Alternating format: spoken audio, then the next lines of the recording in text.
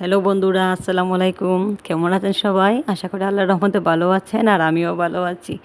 তো আমি সকালবেলা উঠেই ভাবলাম আজকে কি করব, একটা চিতল পিঠে হয়ে যাক। তো আমি প্রথমে কিছু আতপ চালের গুঁড়ি নিয়ে নিলাম।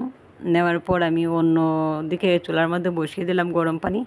তো পানিটা সিদ্ধ হয়ে আসার পর আমি অল্প করে পানি মিক্স করে কায়ের মধ্যে দিয়ে দিলাম অল্প একটু লবণ।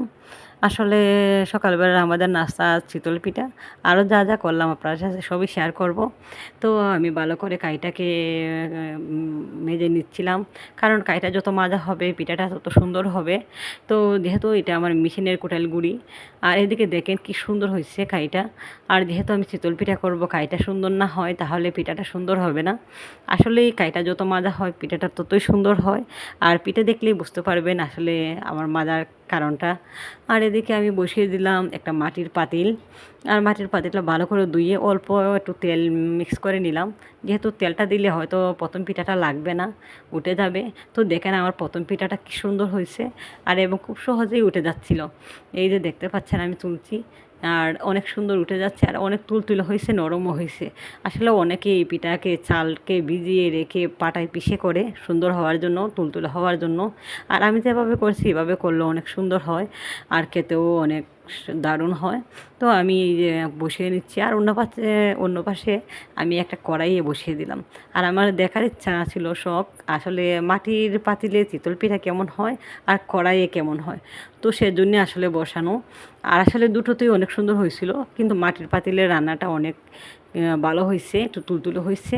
আর এই যে কড়াইয়ে বসানো এটা বেশি তুলতুলে হয় নাই, কিন্তু অনেক ভালোই লাগছিল খেতে। যেহেতু আমি ট্রাই করার জন্য দিচ্ছিলাম আর কি।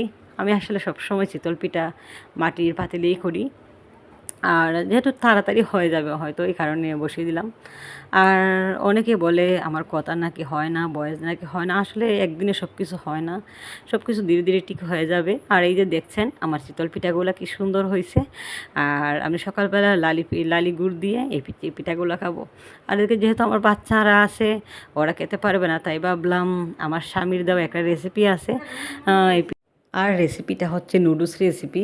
আর নুডলসের মধ্যে উনি আমাকে শিখাইছে একটু হলুদ, একটু জিরা, এগুলা দিলে নাকি নুডলসের স্বাদ অনেক বেড়ে যায়।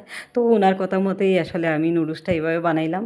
তো আমি প্রথমে একটু অল্প একটু পেঁয়াজ দিলাম তেলের মধ্যে, গরম হওয়ার পরে দেওয়ার পর অনেকক্ষণ ভেজে নেওয়ার পর যেহেতু আস্ত কাঁচামরিচ দিলাম শুধু জাস্ট পেপারটা ওঠার জন্য, জাল যাতে না ওঠে।